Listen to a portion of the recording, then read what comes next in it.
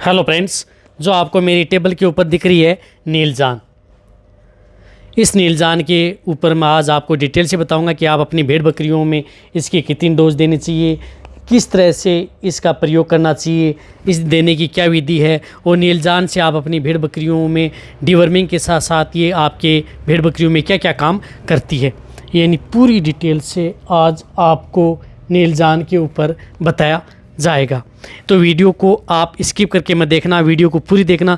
जो इस चैनल पर अभी भी नए जुड़े हैं तो पहले आप इस चैनल को सब्सक्राइब कर लें, जो लाल वाला बटन आपको दिख रहा है उसको दबा लें, साथ में आप बेल आइकन को भी दबाएं और उसमें जो ऑल वाला ऑप्शन आता है उसको दबाएं, ताकि भविष्य में आने वाली हर प्रकार की वीडियो की नोटिफिकेशन आपको समय समय पर मिलती रहे।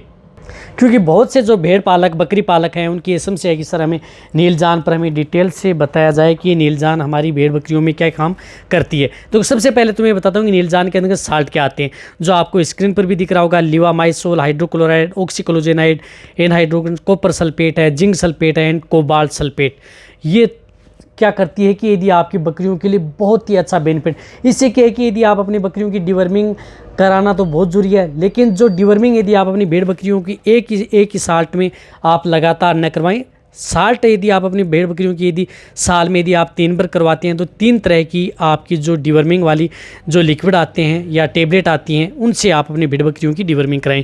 जिस तरह से ये नीलजान है, नीलजान का एक बेनिफिट है कि यदि आप अपनी भेड़ बकरियों की जब भी यदि डिवर्मिंग कराते हैं तो आपकी भेड़ बकरियों किसी भी प्रकार के यदि वर्म्स हो, इंटरनल वर्म्स हैं, तो उनको क्या करती है कि वो किल करने का काम करती है। रही बात साथ साथ ये नीलजान आपकी बकरियों की लीवर को भी इतना प्रभाव नहीं डालती है, यानी लीवर पर इतना इफेक्ट नहीं पड़ेगा जो अदर यदि आप जो लिक्विड से या बोलस से यदि आप डिवर्मिंग कराते हैं। एक रही बात यदि नीलजान से जब भी यदि आप अपनी भेड़ बकरियों की यदि डिवर्मिंग कराते हैं तो इससे क्या है कि आपकी बकरियों को दस्त भी लग सकते हैं। 1-2 दिन दुधारू बकरियां हैं उनका दूध भी 1-2 दिन डाउन हो सकता है। ये साइड इफ़ेक्ट मत मानना, ये आपकी बकरियों के लिए पॉजिटिव साइन है।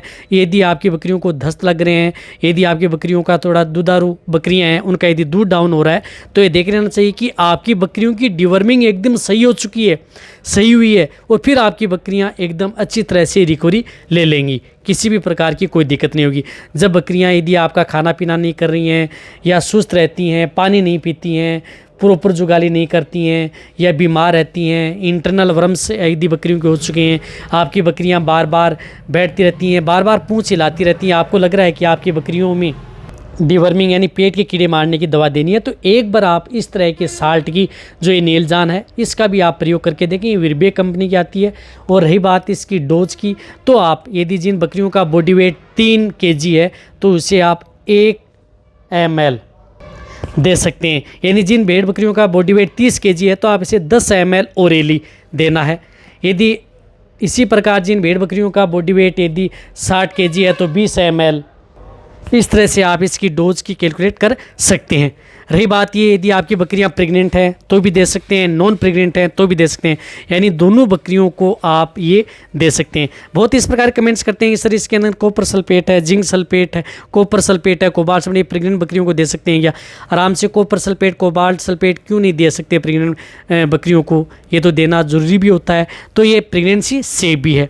तो इस तरह का यदि आप अपनी बकरियों को डिवर्मिंग कराएंगे, यदि वैसे बड़े पशुओं के लिए नीलजान के ऊपर मेरे चैनल पर एक डिटेल से वीडियो बनी हुई है, वो भी आप जाकर के देख सकते हैं। यदि बड़े पशुओं के बारे में यदि पूरी जानकारी लेनी है तो उसमें पूरी डिटेल से बताया गया है।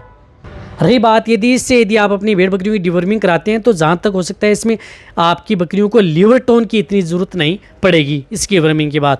और ये कब भी करा सकते हैं जब यदि आप अपनी बकरियों की सुबह खाली पेट भी दे सकते हैं, या आप अपनी बकरियों को जिस प्रकार से जब तक चराया, जैसे 10 बजे तक यदि आप अपनी बकरियों को चराया तो कम से कम 2 घंटे बाद में आप अपनी बकरियों को दे सकते हैं। ये देने के बाद में भी आपको 2 घंटे तक आप उस बकरियों को चराना नहीं है।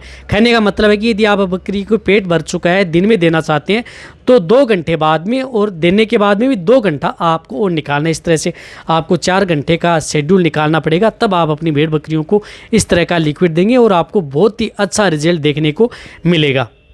और यदि आपको ये मेरी वीडियो अच्छी लगी है नीलजान के ऊपर तो आप मेरी वीडियो को लाइक करें, आप अपने दोस्तों के साथ और मेरे जितने भी बकरी पालक, भेड़ पालक हैं, उनके साथ आप इस वीडियो को जितना उसके शेयर करें, मेरी वीडियो को आप लाइक करें।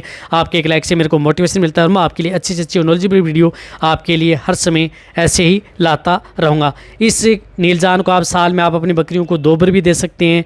और अदर जो डिवर्मिंग कौन कौन सी आती हैं उनके बारे में भी आपको आने वाले समय में इस चैनल पर ऐसी ही वीडियो मिलती रहेंगी। इसी तरह से आप मेरी वीडियो देखते रहें, इसी तरह से आप मेरे को प्यार देते रहें। थैंक्स, धन्यवाद।